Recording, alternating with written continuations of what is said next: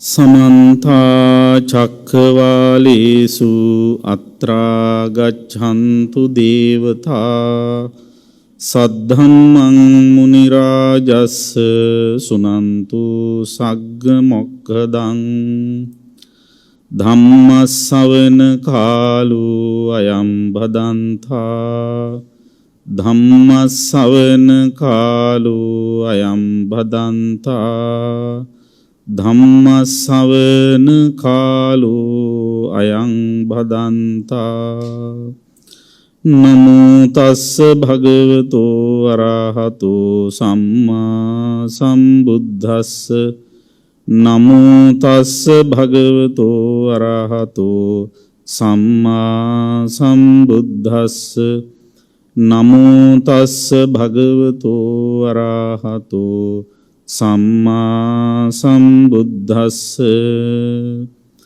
කතමං තථාගතස්ස මහා කරුණා සමාපත්තියා ඥානං බහුකේහි ආකාරේහි පස්සන්තානං බුද්ධානං භගවන්තානං සත්තේසු මහා කරුණා ඔක්කමතිති.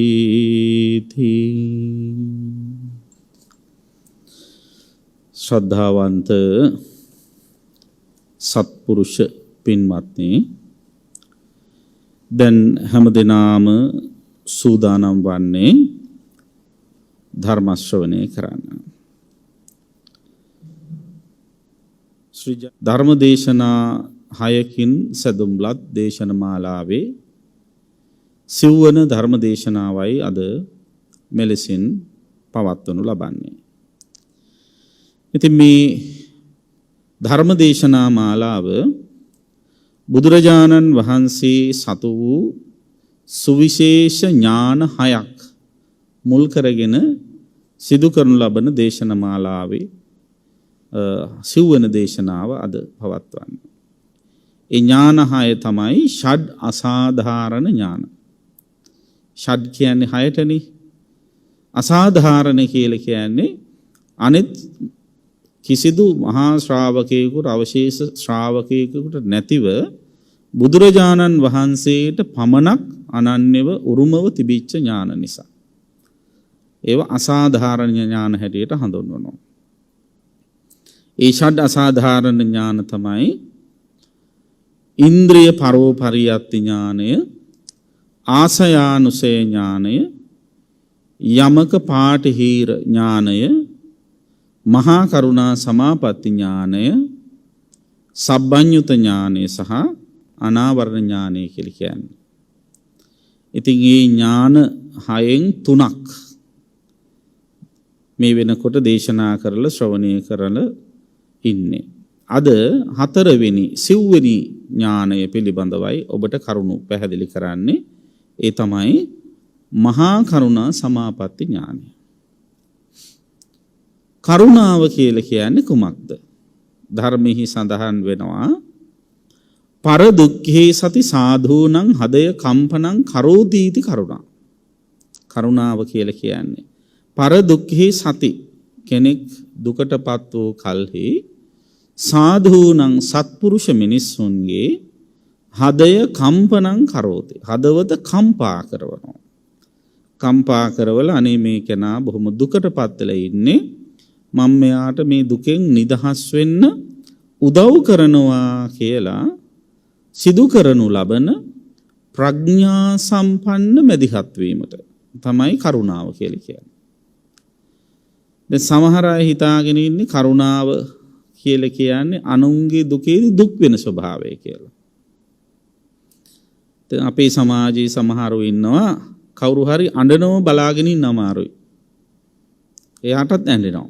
එහෙම අවස්ථා තියෙනවනේ නේද? එතකොට එයා කියනවා අනේ මට බෑ, මට හරියට අනිත් අය ගැන කරුණාව ඇති වෙනවා, දුකටපත් වුනහම මටත් ඇඬෙනවා එහෙම කියලා කියනවා. අඬන එක කරුණාවෙන් කරන වැඩක් නෙවෙයි. අඬන්නේ තරහෙන්. ගොඩාක් අය අඬන එක හොඳයි කියලා හිතුවට දුකට අඬනවා කියන්නේම තරහින් කරන වැඩක්. පටිඝ මූලිකයි ඇඬීම, වැළපීම. ඇයි අඬන්නේ?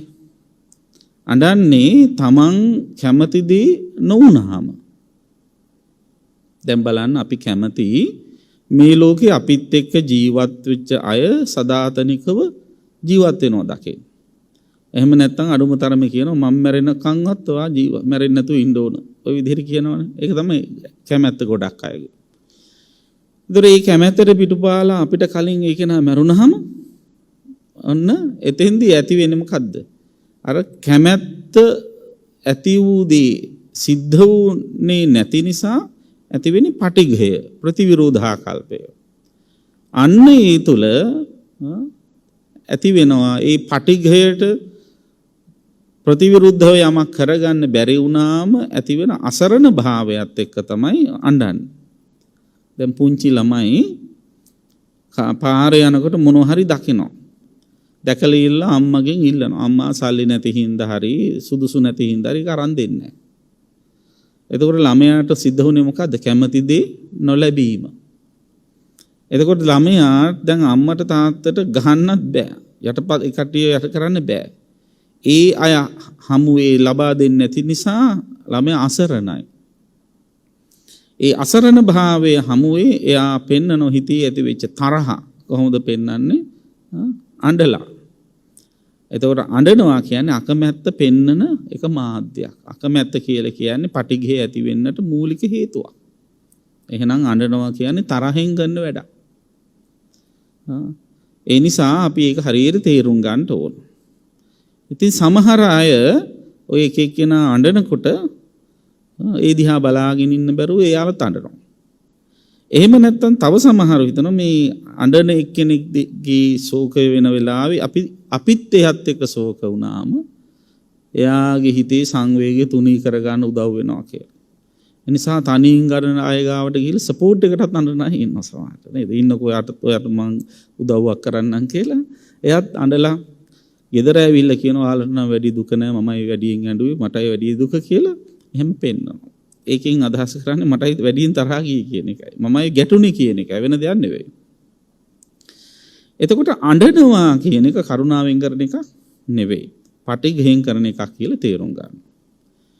එතකොට කරුණාව කියන්නේ මොකද්ද? කෙනෙක් දුකටපත් වුනහම අඬ ඉන්නවනම් එහා අඬන එක නවත්තන එක තමයි කරුණාවෙන් කරන වැඩේ. ඒක තමයි ප්‍රඥා සම්පන්න මෙදිහත් වීම කිව්වේ. එතකොට කවුරු හරි දුකටපත් වෙලා ඉන්න වෙලාවේ එයාගේ ඔළුව අතක ගා ඉන්න එකවත් එහෙම නැත්නම් ඒ දුක වැඩි වෙන විදිහට කරුණු කියන එකවත් නෙවෙයි කරුණාව. ඒ දුක නැති වෙන විදිහට කරනු ලබන මඟ පෙන්වීම. ඒක තමයි කරුණාව කියලා කියන්නේ. එතකොට කරුණාව කියන්නේ එකක්, මහා කරුණාව කියන්නේ තව එකක්. කරුණාව එක එක්කෙනාට ඇති වෙන්නත් පුළුවන්. සත්ව කරුණාව කියලා කිව්වහම මේ සාමාන්‍ය මිනිසුන්ට ඒ සත්තුන්ට කරුණාව තියෙනවා. එහෙම තියෙන අවස්ථා තියෙනවනේ නේද? දැන් කරුණාවත් විශේෂ තියෙනවා දැන් මිනිස්සු අතරේ. දැන් මිනිස්සු සමහරු සත්ව කරුණාව යුක්තයි. හැබැයි ගොඩාක් මිනිස්සු කරුණාවන්ත වෙන්නේ බල්ලන්ට පූසන්ට විතරයි. නේද? කුකුල්ලුන්ට මාළුන්ට කරුණාව නැහැ. ගොඩක් අයගේ. එහෙම අවස්ථාවක් තියෙනවා. එතකොට කරුණාව කියලා කිව්වහම එහෙම මේ අසරණ වූ සතුන් කෙරෙහි ඇති කරගනු ලබන කරුණාව වෙන්න පුළුවන්. ඒ වගේම කෙනෙක් දුකටපත් වෙලා ඉඳදී ලෙඩක් අසනීපයක් ඇති වෙලා ඉන්න වෙලාවේදී ඒ සඳහා කරුණාව ඇති වෙලා උදව් උපකාර කරනවා වෙන්න පුළුවන්. ඒව එක එක જાති කරුණාවල්. හැබැයි ඒව මහා කරුණාව නෙවෙයි. ඉතින් කරුණාව ඕන කෙනෙකුට ඇති කරගන්න පුළුවන්. සමහර අය කරුණාවේ වේශයෙන් ද්වේෂයත් ක්‍රියාත්මක කරන අවස්ථා තියෙනවා. කරුණාවෙන් පිහිට වෙන්න ගිහිල්ලා සමහර වෙලාවට තරහ ගන්න අවස්ථා තියෙනවා. මට මතකයි ඔය සුනාමි ව්‍යසනය කාලේ අපේ ලංකාවේ මිනිස්සු කොච්චර කරුණාවන්ත වුණාද කියලා මතකයිනේ. කන්න තිබිච්ච කෑම ටික පවා අරගෙන ගිහිල්ලා අඳින්න තිබිච්ච චීත රෙද්දේ පවා අරගෙන ගිහිල්ලා හොදලා ගිහිල්ලා පූජා කරපු පරිත්‍යාග කරපු සමාජයක් අපේ මේ ලංකාවේ මිනිස්සු. ඉතින් ගොඩාක් අයගේ කරුණාව ඉස්මතු වෙලා ආවෙලා. ඒ හින්දා ගෙවල් නැති වෙච්ච අයට ගෙවල් හදලා දුන්නා. ඒ වගේම විවිධාකාරයෙන් උදව් උපකාර කළා. ඒ දවස්වල අපිත් ඔය පැත්තේ ඔය දකුණු පළාතේ හිම උදව් උපකාර කරන්න ගියා. අපි දකින්න සමහරු ලොරි ගණන් බඩු පටවල ගේනවා.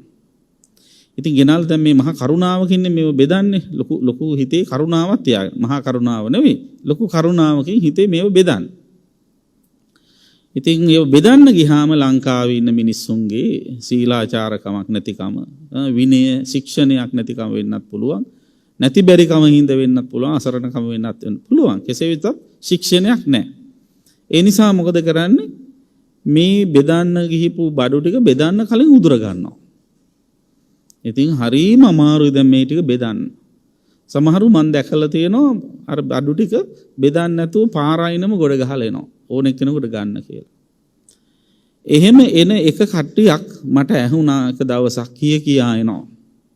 මේ කරුණාවෙන් බඩු බෙදන්න ගිහලා බෙදා ගන්න බැරුව ඒ ටික ඔක්කොම පාරායිනේ ගොඩ ගහලා එන ගමන් කියනවා තව සුනාමියක් ඇවිල්ලා මුන් ටිකක් ගහගෙන යන හොඳයි කියලා.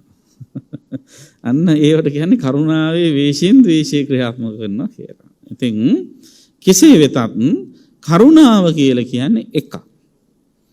මහා කරුණාව කියලා කියන්නේ මොකක්ද? මහා කරුණාව ඇති වෙන්නේ ලෞතුරා බුදුරජාණන් වහන්සේලාට විතරයි.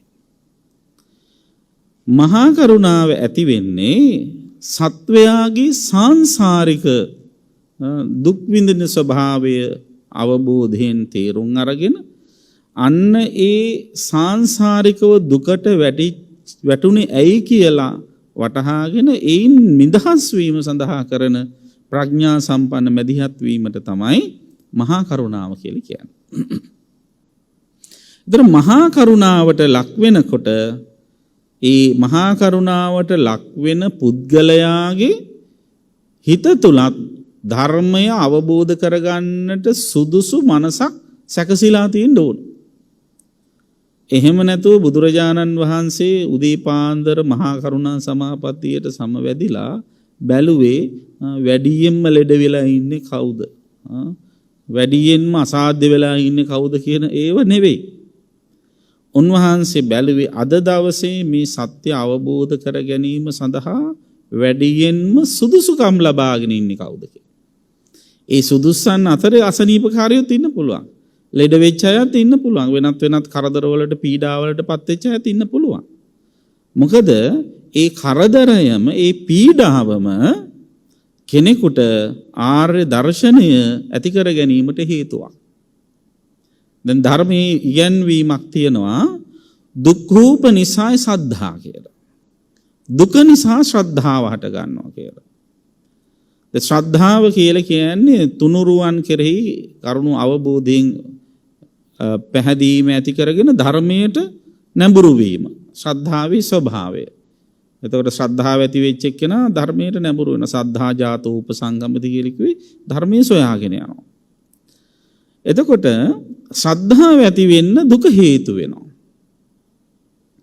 කවුරු හරි කෙනෙකුට දුකක් ඇති වුණාම සාමාන්‍ය මිනිසුන්ගේ ස්වභාවය මොකද්ද? කල්පනා කරලා බලන්න. දැන් ඔබ අපි හැමෝම ස්වභාව දෙකකින් යුක්තයි. ඒ ස්වභාව දෙක තමයි සුඛ කාමා දුක්ඛ පටික්කුල. අපි හැමෝම සැපට කැමති දුකට අකමැති. නේද? ඕන තැනක ගියාම අපි හොයන්නේ මොනවද? සැප. නේද? බණ අහන්න ගියාමත් අපි ඉස්සෙල්ලම හොයන්නේ සැප. හේතු වෙන කණුවක් තියනවාද විත්තියක් තියනවා මෙහෙ නම් හිතේ හේතු වෙන්නේ නැති හින්දා කරන්න දෙයක් නැහැ. ඒ සාමාන්‍ය හැම බලලා තමයි ඉස්සෙල්ලම කණු ටික මුළු ටික තමයි පන්සල් වල පිරෙන්නේ ඉස්සෙල්ලම. ඒක සාමාන්‍ය ස්වභාවය. සුඛකාමා දුක්ඛ පටික්කුලා දුක පිළිකුල් කරනවා මිනිස්සු. ඉතින් කවුරු හරි කෙනෙකුට ඒ පිළිකුල් කරන දුකක් විඳින්න අත්විඳින්න ලැබුණාම එයාක ප්‍රතික්ෂේප කරනවනේ. එනිසා බලනවා අනේ මේ දුකෙන් නිදහස් වෙන්න මගක් නැද්ද? කොහොමද මේ දුක නැති කරගන්නේ? කොහොමද මේකෙන් ඈත් වෙලා ඉන්නේ කියලා අන්න දුකෙන් නිදහස් වෙන්න හොයනවා. අන්න එහෙම හොයන කෙනාට තමයි මේ තුනුරුවන්ගේ මාර්ගෝපදේශනයේ මඟ පෙන්වීම ලැබෙන්නේ. එතකොට එහෙම කෙනා අර දුකෙන් නිදහස් වෙන්න මෙන්න අහවල් තැන ඉගැන්වීමක් තියෙනවා. අහවලා මෙන්න මේ විදිහට උගන්වනවා කියලා කිව්වහම ඒ දෙසට නැඹුරු වෙනවා. දැන් ඔබ හිතනවාද එදා පටාචාරාවගේ දරුවෝ ටික නැති වුණේ නැත්තම් මහත්ය නැරුණේ නැත්තම් ගේ ගිනි ගත්තේ නැත්තම් පටාචාරාව නිවන් දකි කියලා. සමහර වෙලාවට පටාචාරාව තාම සංසාරේ ඉන්න වෙන්න පුළුවන්. කිසා ගෞතමීගේ දරුවෝ නොමලා නම් සමහර වෙලාවට කිසා ගෞතමී තාම සංසාරේ ඉන්න වෙන්න පුළුවන්. ඒ අය තමන්ට ඇති වෙච්ච දැඩි වේදනාව දුක තුනී කරගන්න දුරු කරගන්නට ධර්මයේ හෙව්වා. ඒ ධර්මයේ කියන පුද්ගලයන් පිළිබඳව විශ්වාසයෙන් එදෙසට ගමන් කළා. ඒක තමයි ශ්‍රද්ධාව. ඒතර දුක්ඛෝප නිසායි සද්ධා. දුක නිසා ශ්‍රද්ධාව හටගන්න. එතකොට යම් යම් දුක් වේදනාවන් වලින් පීඩා විඳින උදවියට මේ දුකෙන් නිදහස් කිරීමේ මඟ ගැන කියනකොට එයාලට ඒක බොහොම ප්‍රායෝගික බවක් දැනෙනවා. මොකද අනේ මාත් හොය හිටියේ මේ දුකෙන් නිදහස් වෙන ක්‍රමයක් කියලා අන්න ඒ දෙසට යාළ නැඹුරු වෙන්න තියෙන ඉඩ වැඩි. ඉතින් ඒ නිසා බුදුරජාණන් වහන්සේගේ මහා කරුණා සමාපත්තියට සමවැදිලා බලද්දී ඒ වගේ දුක් විඳපු අය හිටියා. මොකද ඒ අය දුක් විඳිනකොට දුකෙන් නිදහස් වෙන්නට අවශ්‍ය මානසිකත්වය හදාගෙන තිබ්බේ. එහෙම මානසිකත්වයක් හදාගෙන ඉන්න අයට අදාළ මාර්ගෝපදේශනය කරාම එයාට දුකෙන් නිදහස් වෙන්න පහසුයි. ඉතින් අන්න ඒ නිසා පින්වත්නි බුදුරජාණන් වහන්සේ මහා කරුණා සමාපත්තියට සමවැදිලා බලනවා මොන වගේ පිරිසක්ද අද මේ දුක සාංශාරික දුකෙන් නිදහස් කරගන්න පුළුවන්කම ලැබෙන්නේ කියලා. ඉතින් අන්න ඒ බලන බැලිල්ලට ඒ සඳහා ඒ ඇති කරගන්න පසුබිමට කියන නම තමයි මහා කරුණා සමාපatti ඥානය කියන්නේ. කුද්දක නිකායේ පටිසම්භිදා මග්ග කියන ග්‍රන්ථයෙහි බුදුරජාණන් වහන්සේ සතු මේ අසහාය ඥාන 6 පිළිබඳව විග්‍රහයක් තියෙනවා. එහිදී සඳහන් වෙනවා කතමං තථාගතස්ස මහා කරුණා සමාපත්තිය ඥාන. බුදුරජාණන් වහන්සේගේ මහා කරුණා සමාපatti ඥානය මොන වගේ එකක්ද කියලා. බහුකේහි ආකාරේහි පස්සන්තානං බුද්ධානං භගවන්තානං සත්තේසු මහා කරුණා උක්කමති. විවිධාකාරයෙන් බලන්නා වූ භාග්‍යවත් බුදුරජාණන් වහන්සේට සත්වයන් කෙරෙහි මහා කරුණාව පහළ වෙනවා කියලා සඳහන් කරනවා. ඒතර ඒ ඉගැන්වීමට අනුව ආකාර 89කින් බුදුහාමුදුරු මහා කරුණා සමාපත්තියට සමවැදිලා බලනවා කියලා සඳහන් වෙනවා. ඒ කියන්නේ එක එක අංශ වලින් බලනවා.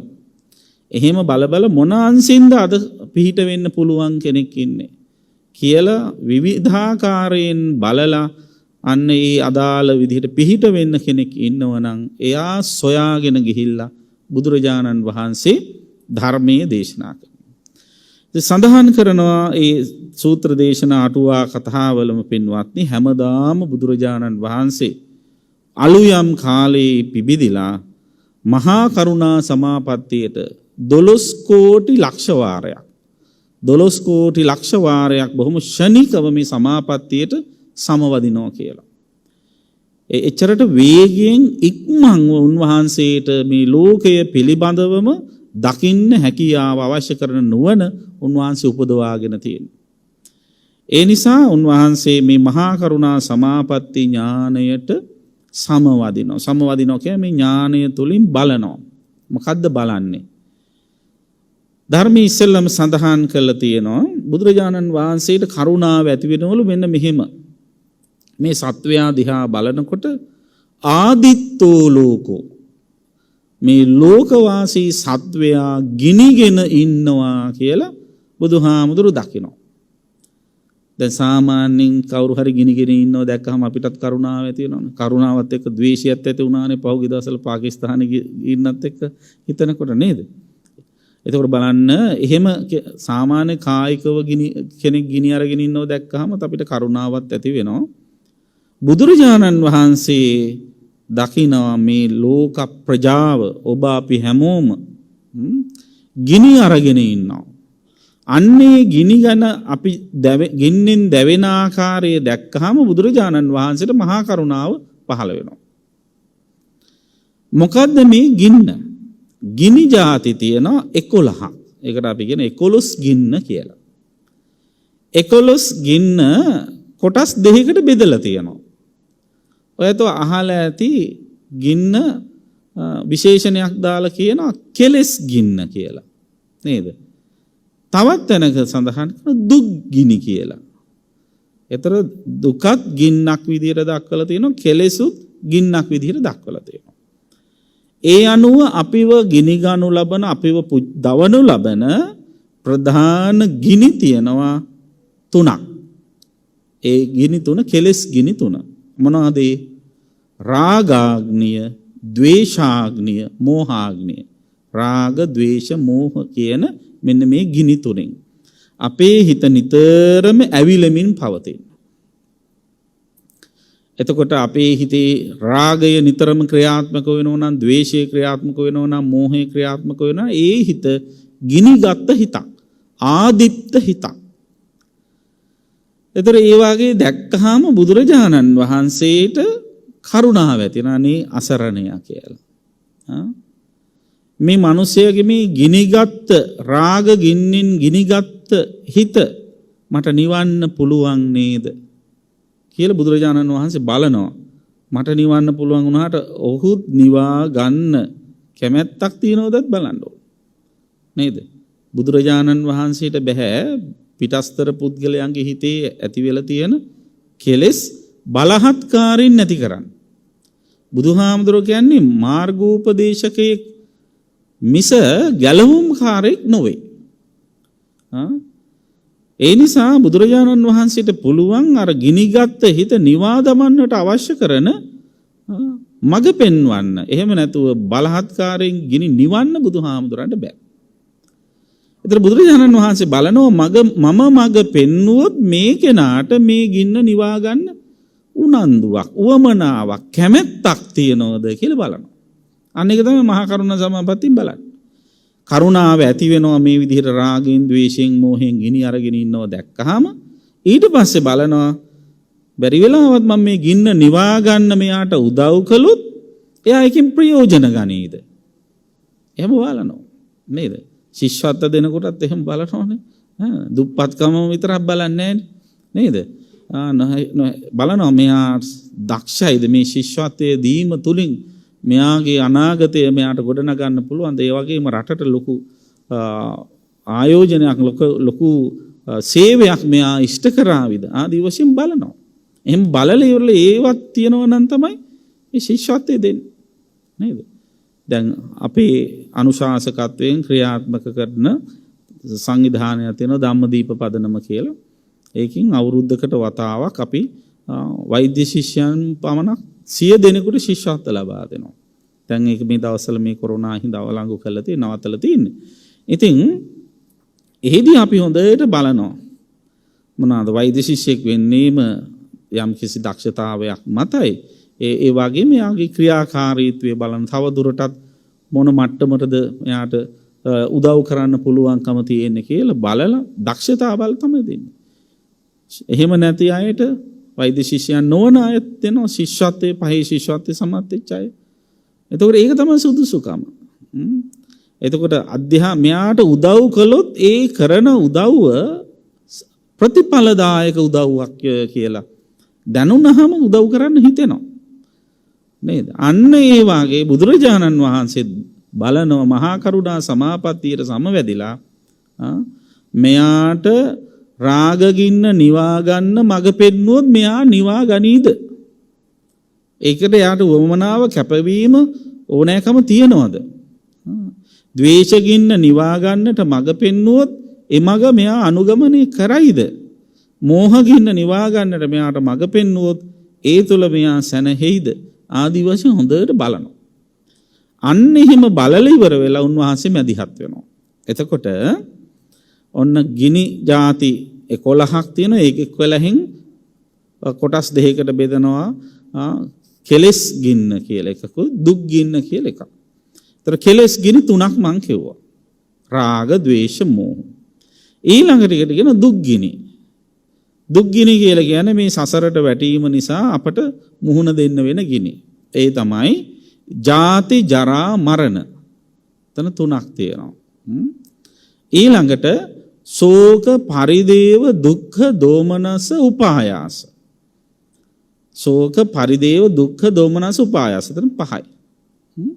එතකොට ඔන්න ඒ ශෝක පරිදේව දුක්ඛ දෝමනස උපායාස කියන මේ කාරණා ටික ගත්තාම එතනත් පහක් තියෙනවා. අතන ජාති ජරා මරණ කියන තැන තුනක් තියෙනවා. 8යි ඊළඟට රාග ద్వේෂ මෝහ කියන තැන 3යි 11යි. ඔක තමයි 11 ගින්න.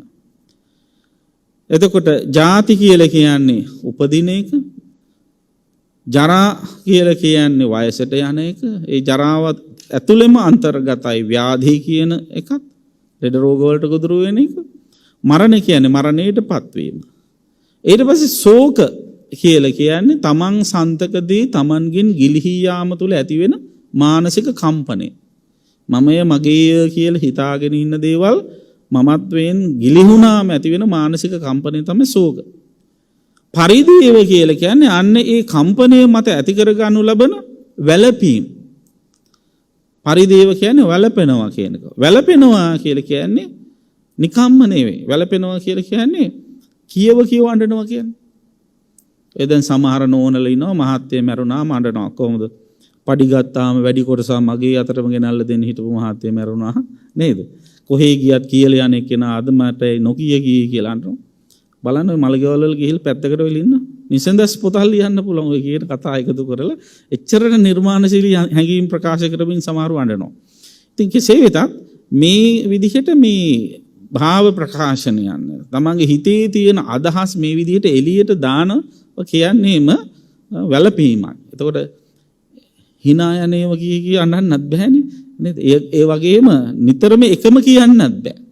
ඒ නිසා අලුත් ඒවා මනසින් නිර්මාණය කර තමන්ම පීඩාවටපත් වෙනවා. අන්න පරිදේව. ඊළඟට දුක්ඛ කියලා කියන්නේ කායිකව ඇති කර ගන්න ලබන විඩාව. දෝමනස්ස මානසිකව ඇති කර ගන්නු ලබන පීඩාව. උපායාස කායිකවත් විඩාවටපත් වුණාම මානසිකවත් විඩාවටපත් වුණාම මොකද වෙන්නේ? කරන්න කියන්න දෙයක් නැහැ. බලාගත්තත් බලාගෙන හූල්ල ඉන්නවා නේද? අනේ මට වෙච්ච දෙයක් කිය ඇඬුවට ඇඬෙන්නෙත් නැහැ, කෑ ගැහුවට කෑ ගහෙන්නෙත් නැහැ, ඇඟටත් පණ නැහැ, හිතන්න අවුරුද්දෙන් සිටිවිලි එන්නෙත් නැහැ. ඔය බලාගත්තත් බලාගෙන ඉන්න එක තමයි උපායාස කියලා. ඔන්න ඔය කියන ඒවා තමයි 11 ගිනි. එතකොට එතන තියෙනවා දුක් ගිනි 8යි කෙලෙස් ගිනි 3යි. මේ කියන 11 ගින්නෙන් ගිනිගත් සත්වයා බුදුරජාණන් වහන්සේ දකිනවා. දැකලා අන්න ඒ ඇත්තන්ට මේ කෙලෙස් ගිනි නිවන්නට මඟ පෙන්වන්න පුළුවන්ද? මේ අයගේ මතු සාංශාරික දුක් ගිනි නිවාලන්නට හැකියාව තියනවද කියලා බුදුරජාණන් වහන්සේ බලලා ඒ අයට මහා කරුණාවෙන් පිහිට වෙනවා. එතකොට අන්න ඒක මහා කරුණාව ඇති වෙන්න ප්‍රධාන හේතුව බුදුහාමුදුරන්ගේ හිතේ. ඊළඟට ආයි බුදුරජාණන් වහන්සේට මහා කරුණාවක් ඇති වෙනවා. ඒ උය්‍යුත්තෝ සත් ලෝකෝ කියලා සඳහන් වෙනවා. මේ සත්වයා වැඩකට නැති දේවල් වල යෙදෙනවා. එහෙම දේවල් වල යෙදුනහම බුදුරජාණන් වහන්සේට අර මහා කරුණාවක් ඇති වෙනවා. අනේ මෙච්චර වටින අස්කන්නාසාදී ඉන්ද්‍රයන්ගේ විකලත්වයක් නැති මනුෂ්‍ය ජීවිතයකුත් ලබාගෙන ඊළඟට හොඳ නොහොඳ කල්පනා කරන්න පුළුවන් ඥාන ශක්තියකුත් ඇතිව ඉපදිලා මේ වටින මනුෂ්‍යාත්ම භාවයකුත් ලබාගෙන මේ මනුෂ්‍ය ජීවිතය අර්ථ සම්පන්න කරන්න මේ මනුස්සයා කිසිම උත්සාහයක් ගන්නෙ නෑනේ. වැඩකට නැති දේවල්නේ මේ හොයා යන්නේ කියලා බුදුරජාණන් වහන්සේට සිත් පහළ වෙන හැඟීමක් එනවා. අන්නේ හැඟීම මුල් වෙලා ඒ ඇත්තන්ට මඟ පෙන්වන්න දුක නැති කරන්න අවශ්‍ය මාර්ගෝපදේශනයට බුදුරජාණන් වහන්සේ ඉදිරිපත් වෙනවා. එක්තරා අවස්ථාවකදී බුදුරජාණන් වහන්සේ දකිනවා තරුණ කුමාරවරු පිරිසක් එක්තරා සුන්දර කාන්තාවක් සමග කැලෑවට ගිහිල්ලා ඒ කාන්තාව මේ අයගේ වටිනා කියන ආභරණ ඔක්කොම පැහැරගෙන එතනින් ගියාට පස්සේ මේ ආව හොය හැම තැනම ඇවිදිනවා. ඉතින් එහෙම ඇවිදින වෙලාවේ බුදුරජාණන් වහන්සේට අවබෝධ වුණා වැටහුණා අද දවසේ මහා කරුණා සමාපත්තියට සම්බන්ධනකොට මෙන්න මේ අයට පිහිට වෙන්න පුළුවන්කම තියෙනවා කියලා දැනගෙන එහෙම දැකලා කරුණාවෙන් උන්වහන්සේ කල්ැතුවම අර කුමාරවරු ඇවිදගෙන යන පැත්තට ගිහිලා වාඩි වෙලා හිටියා. එතකොට උන්වහන්සේ විමසනවා මේ කොහෙද යන්නේ? එතකොට කියනවා මේ අපි මෙහෙම එක්කෙනෙක් හොයනවා කියලා. ඒතර බුදුරජාණන් වහන්සේ කියන ඔය වගේ අය කී දහහක් මේ සංසාරේ හොයන්නේ නැද්ද? මේ වටින ජීවිතය ලැබිලා තියෙන ඔහොම නිස්සාර දේවල් හොය ඉන්න නෙවෙයි. ඊට වැඩිය යමක් හොයන්නයි කියලා බොහොම ගැඹුරු බණක් අර අනුසාරයෙන් ඒ ඇත්තන්ට කිව්වා. ඒ තුල ඒ අයගේ සංසාර ගමන එතනින්ම නිමා වුණා. අන්න ඒ වගේ සමහර අවස්ථාවල තියෙනවා කිසිම වැඩකට නැති ප්‍රයෝජනීයකට නැති මෙලොවටත් හේතු වෙන්නේ නැති මෙලෝ දියුණුවටත් හේතු වෙන්නේ නැති පරලෝ දියුණුවටත් හේතු වෙන්නේ නැති කාටවත් යහපත පිණිස පවතින්නේ නැති ඔය වැඩකට නැති දේවල් වල යෙදිලා ඉන්නෝ සමහරව. අන්න ඒ අය සම්බන්ධයෙන් බුදුරජාණන් වහන්සේට මහා කරුණාව පහළ වෙනවා. එහෙම පහළ වෙලා උන්වහන්සේ ඒ අයට පිහිට වීම සඳහා එතෙන්ට වඩිනවා. සමහර වෙලාවට පාගමනින් වඩිනවා. සමහර වෙලාවට දවස් ගාණක් වඩිනවා. දැන් සඳහන් වෙනවා එක්තරා බ්‍රාහ්මණයෙක් හිටියා. ඒ බ්‍රාහ්මණයා මේ ගොවිතැන් කරන එක්කෙනෙක්. ඉතින් ඒ තැනැත්තාට දවස් ගණනාවකට පස්සේ සත්‍ය අවබෝධ කරලා දෙන්න පුළුවන් හැකියාව තියෙන බව දැනගෙන බුදුහාමුදුරුවෝ කල්ැතුවම ඒ බ්‍රාහ්මණයාගේ ගෙදරට උදේට පිණ්ඩපාතේ වඩින්න ගත්තා. ඉතින් පළවෙනි දවසේ පිණ්ඩපාතේ වඩිනකොට මෙයා සතුටු වෙලා පිණ්ඩපාතේ බෙදුවා. දෙවෙනි දවසෙත් බුදුහාමුදුරුවෝ ආපහු පිණ්ඩපාතේ වැඩියා. තුන්වෙනි දවසෙත් වැඩියා. එතකොට දැන් මෙයාට නිතර එනකොට මේක කරදරයකුත් වුණා. පළවෙනි දවසේ සතුටින් දුන්නට ආයි නිතර දෙවේලේ දෙන්න ගත්තාම කරදරයි. දවස් 3ක්ම දීලා හතරවෙනි දවසේ මෙයා අර පිණ්ඩපාතේ බෙදන ගමන් බුදුරජාණන් වහන්සේට හිමීට කිව්වා ආහාරයේ ගිජු වෙච්ච ශ්‍රමණ භවත් ගෞතමයෝ නැවත එනව නේද කියලා. පකට්ඨකෝ අයං සමනෝ පුනප්පුනං ආගච්ඡති ආහාර රසයෙන් කුල්මත් වෙච්ච මේ ශ්‍රමණ භවත් ගෞතමයෝ පුනප්පුනං ආගච්ඡති නැවත එන්න ගත්තනේ කියලා කිව්වා. බුදුහාමුදුරන්ට අවශ්‍ය වෙච්ච වචනේ ඔන්න ඔය පුනප්පුන කියන වචනේ. දවස් 3ක් බලාගෙන හිටිය ඒ බ්‍රාහ්මණයේ කටින් ඔය වචනේ එනකම්. බුදුරජාණන් වහන්සේ ඊට පස්සේ පුනප්පුන කියන වචනය මුල් කරගෙන ලස්සන ධර්ම දේශනාවක් කරා. මේ පුනප්පුන ධර්ම 16ක් ගැන විග්‍රහ කරන මේ ලෞකික ජීවිතයේ සත්වයා නැවත කරන ක්‍රියාකාරකම් විග්‍රහ කරලා ඊට පස්සේ සත්වයා කෙලෙස් සහිත සත්වය නැවත මේ සසරට පිවිසෙන හැටිත් ඒ සසරට පිවිසෙන්නේ නැතුව දුක් විඳින්න නැතුව ඉන්න අවශ්‍ය කරන මාර්ගය විවර වෙලා තියෙන වෙලාවේ ඒයින් ප්‍රයෝජන ගන්න නැති එක ගැනත් බුදුහාමුදුරුවෝ බොහොම ලස්සන බණක් කිව්වා. අන්නේ ඒ තුල ඒ තැනත්තාට සත්‍ය අවබෝධ කරගන්න හැකියාව ලැබුණා. විමුක්තිය සාක්ෂාත් කරගන්න ලැබුණා. ඉතින් ඒ වගේ බුදුරජාණන් වහන්සේ සමහර දවස්වල මහා කරුණාවෙන් සමවැදිලා අද දවසේ මහා කරුණාවට සමවැදිලා අද දවසේම පිහිට වෙනවා කියන කතාවක් නෑ. අද දවසෙන් පිහිට වෙන්නත් පුළුවන්. දවස් ගණනාවක් තිස්සේ එකට සූදානම් වෙන්නත් පුළුවන්. ඒ වාගේ හැකියාවක් උන්වහන්සේට තිබුණා.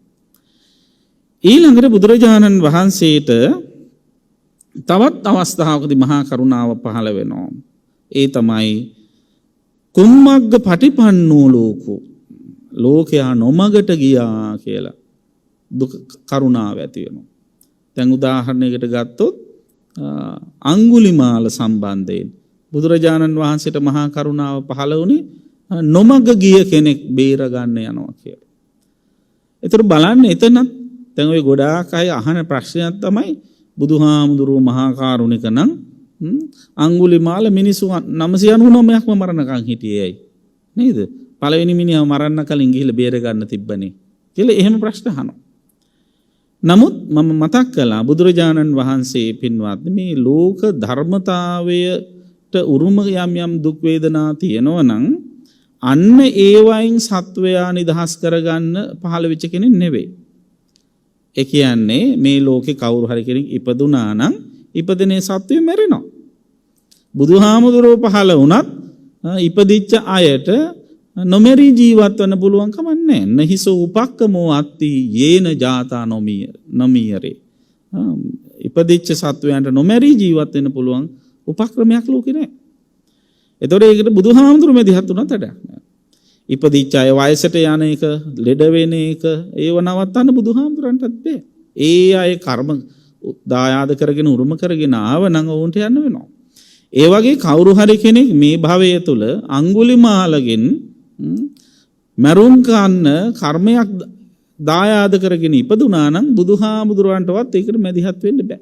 ඒකේ යාළගේ කර්ම ශක්තිය.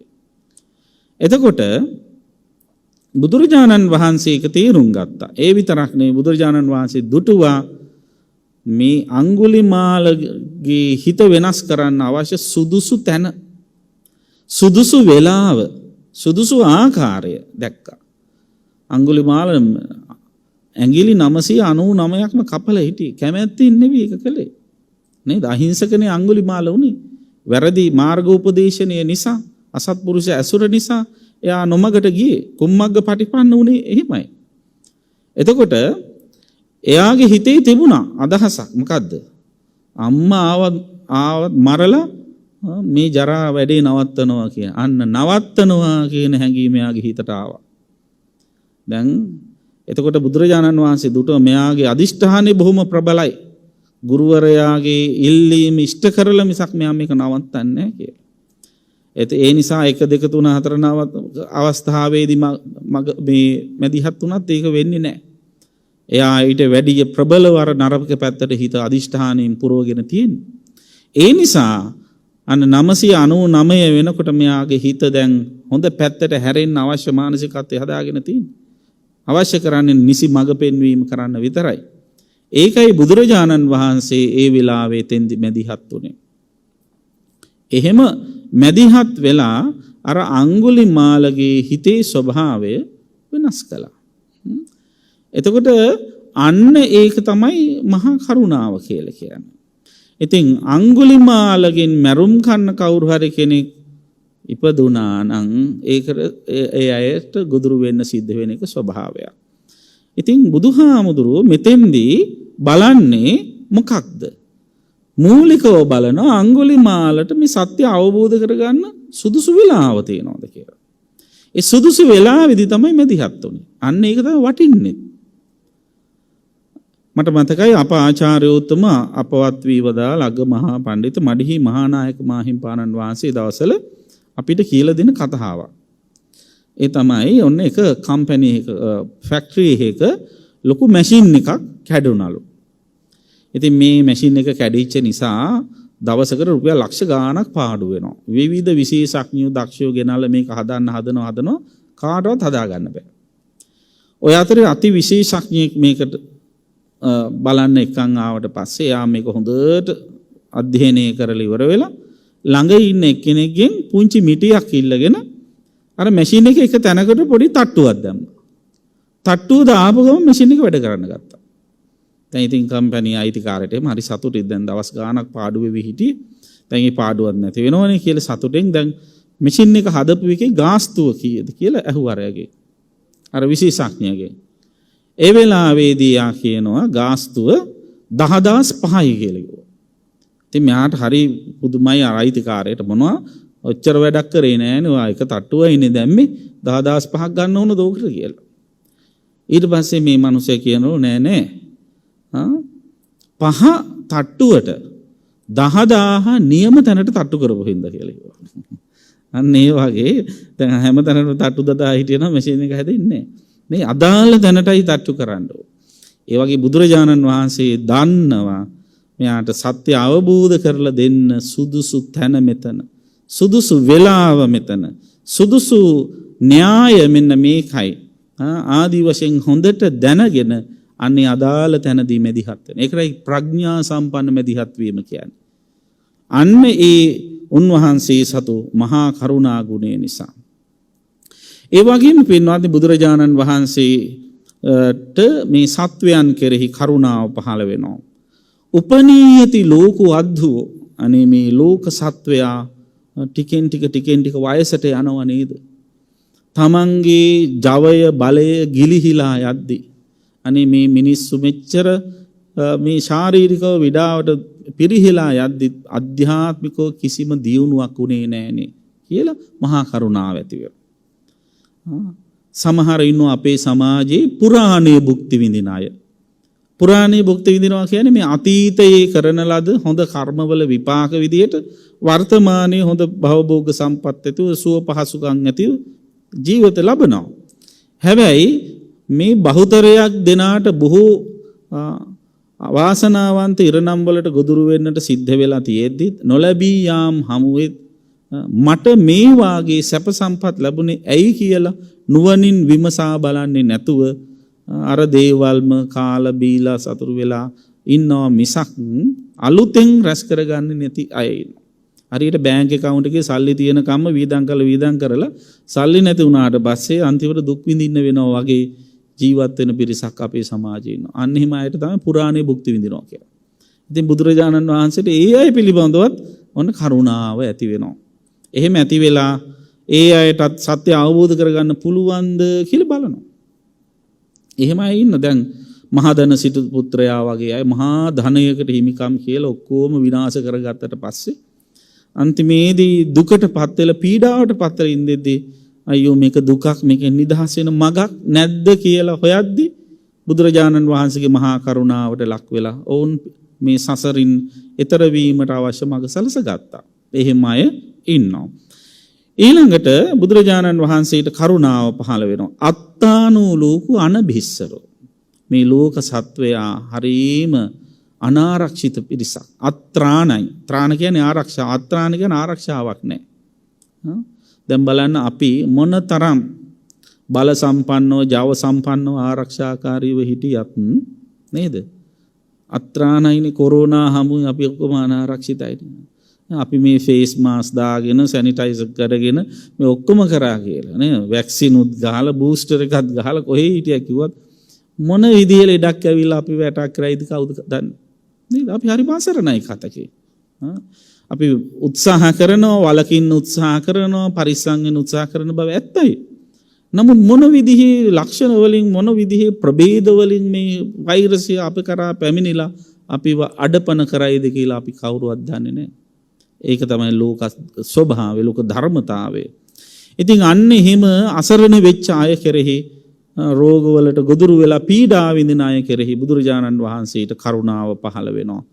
එහෙම අය අතරේ එහෙම පීඩා විඳින අය අතරේ ලෙඩ වෙලා ඉඳෙද්දී අඩු ගානේ මතක් වුණොත් අනේ මෙහෙම ලෙඩ දුක් හැදෙන තැනකට නම් ආයින් එන්න හොඳ නැහැ. මේ ඔක්කොම විඳවන්න උනේ ඉපදිච්ච හින්දනේ. ඒ ඉපදුනේ උපදින්න ආසාවෙන් මැරිච්ච හින්දනේ. ඒ නිසා මේ උපදින්න තියෙන ආසාව නැති කරගන්න ක්‍රමයක් නැද්ද කියලා කවුරු හරි කෙනෙක් හොයනකොට ක්‍රමයක් තියෙනවා. මෙන්න ක්‍රමය කියලා ආරෂ්ඨාංගික මඟ පෙන්වමින් බුදුරජාණන් වහන්සේ මහා කරුණාවෙන් පිහිට වෙනවා. අන්න ඒ අයටත් උන්වහන්සේ මඟ පෙන්වනවා. ඊළඟට පෙන්වත්නි අස්සකෝ ලෝකෝ සබ්බම් පහය ගමනීය. මේ බුදුරජාණන් වහන්සේ දකිනවා මේ ලෝකේ ස්වකීයයි කියලා දෙයක් නෑ. සබ්බම් පහය ගමනීය මමය මගේ කියලා අල්ලගෙන ඉන්න සියලු දේවල් කවදා හරි දවසක දාලා යනවා. මොන තරම් මිනිස්සු මේ විදිහට අතට ගත්ත සියලු දේ අතහැරලා යනවද කියන එක අපි කල්පනා කරලා බලමු. ඉතින් බුදුරජාණන් වහන්සේ ඒ දැකලා අනේ මේ ස්වකීයයි කියලා ගන්න බැරිව ඉන්න සමාජයකත් මේ මිනිස්සු මමය මගේ කියලා තණ්හාවෙන් අල්ලගෙන පොඩි බැඳගෙන එකතු කරගෙන රැස් කරන්නටම දරන වෙහෙස කියලා බුදුහාමුදුරන්ට අන්න මේ මිනිස්සු පිළිබඳව සානුකම්පිත හැඟීමක් ඇති වෙනවා. ඊළඟට ඌනෝ ලෝකෝ අතිත්තෝ තණ්හාදාසෝ. ඌන කියන්නේ මදි කියන අඩුයි කියන එක. ලෝකයට කොච්චර ලැබුණත් අඩුයි. අතිත්තෝ අතෘප්තිකර ආශාවකින් පෙළෙන්නේ.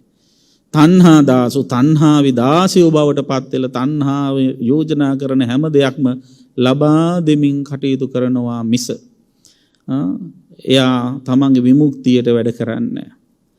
තණ්හාවේ දාසියෝ බවට පත් වුණාම තණ්හාව කිව්වොත් ඇහැ රූප වලින් පිනවන්න, කන ශබ්ද වලින් පිනවන්න, නහය ගඳ සුවඳ වලින් පිනවන්න ආදී වශයෙන් තණ්හාව කිව්වහම අන්න ඒ ඉන්ද්‍රයන් පිනව ඉන්න එක තමයි සාමාන්‍ය මිනිස්සුගේ ස්වභාවය.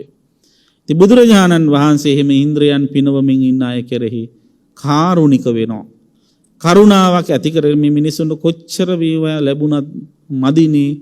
අනේ මේ මිනිස්සු මේවෙන් ඈත් වෙන්නේ කවදද කියලා කල්පනා කළා. මේම ඉන්ද්‍රයන් පිනව ඉන්න අය අතරේ පවා කවුරු හරි කෙනෙක් ඉන්නවද මේවා අතහරින්න කැමැත්තක් ඇති කරගත්ත කෙනෙක් කියලා බුදුහාඳුරු බලනවා.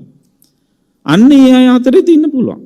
රාජ මහා මාත්‍යාදීන් කියලා කියන්නේ හොඳට ඉන්ද්‍රයන් පිනවල සප පහළ ජීවිත ගත කරපය. රජවරු විතරනේ සිටුවරු, සිටු දේවීවරු කොච්චර ධන සම්පත් තිබිච්ච අය හිටියද? එහෙම විඳින ගමනේම ඒ අය ඒවා අතහැරලා මේ සියල්ල తాවකාලිකයි කියලා දැනගෙන අතහරින්න අවශ්‍ය මානසිකත්වයක් ඇතිව කටයුතු කරනවා. අන්න ඒක දැක්ක ගම බුදුරජාණන් වහන්සේ ඒ බඳු අයට ප්‍රඥා සම්පන්නව මඟ පෙන්වනවා මහා කරුණාවේ.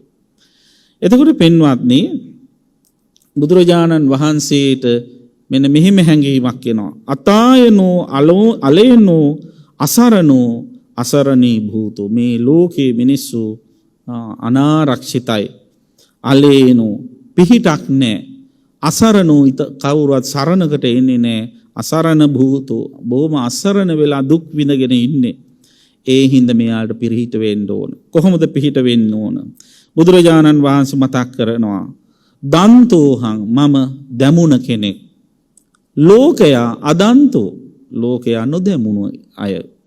මම දමනය කරගෙන ඉන්න මං කෙලෙස් දමනය කරපු කෙනෙක්. නමුත් ලෝකයාට කෙලෙස් දමනය කරගන්න බැරුව අසරණ වෙලා ඉන්නේ. ඒ නිසා මම එයාලට කෙලෙස් දමනය කරන හැටි කියලා දෙන්න ඕන. සන්තෝහං මම ඊටාම ශාන්ත ස්වභාවයට පත් වෙලා ඉන්නේ. මිනිස්සු අසන්තෝ හරියට අශාන්ත භාවයෙන් කලබලකාරී ස්වභාවයෙන් ඉන්නේ. මම යාලට ශාන්ත වෙන හැටි කියලා දෙන්න ඕන. ඒ වගේම අසත්තෝ මං අස්වැසීමෙන් ලද දෙයින් සතුටු වීම අස්වැසෙලා ඉන්නේ.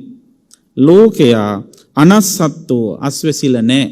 ඒ නිසා අස්වැසෙන හැටි මං යාලට කියලා දෙන්න ඕන. පරිනිබ්බුතෝහං මම පිරිනිවන් මම කෙලෙස් සම්පූර්ණයෙන්ම නැති කරලා ඉන්නේ.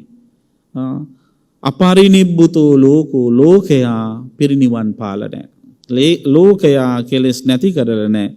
ඒ නිසා මම ලෝකයාට ඒ අවශ්‍ය කරන මඟ පෙන්වීම කරන්න ඕන. පහෝමි ක්වාහං තින්නෝ තාරේතුං මම තින්නෝ මේ සසර තරණය කරපු කෙනෙක්. මට හැකියාව තියෙන අනිත් අය තරණය කරවන්න අවශ්‍ය මාර්ග උපදේශනය දෙන්න. මුත්තෝ මෝචේතු මම සසරින් මිදුණ කෙනෙක්. මට හැකියාව තියෙන අනිත් අයටත් සසරින් මිදෙන්න මඟ පෙන්වන්න. දන්තෝ දමේතු මම දමනය වෙච්ච කෙනෙක්. මට පුළුවන් අනිත් අයටත් දමනය වෙන්න මඟ පෙන්වන්න. සන්තෝ සමේතු මම ශාන්ත වෙච්ච කෙනෙක්.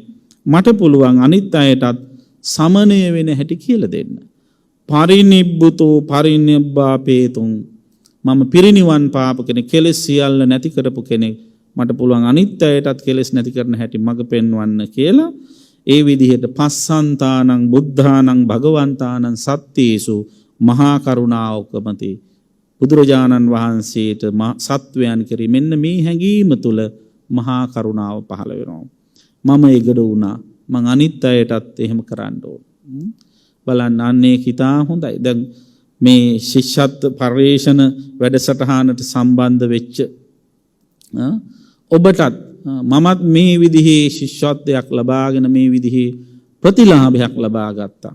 ඒ නිසා තව කෙනෙකුට මේ ප්‍රතිලාභය ලබා දෙන්නට අවශ්‍ය වෙන විදිහට මම වැඩ කරන්න ඕන. එහෙම හැංගීමක් කරන කොච්චර හොඳයිද?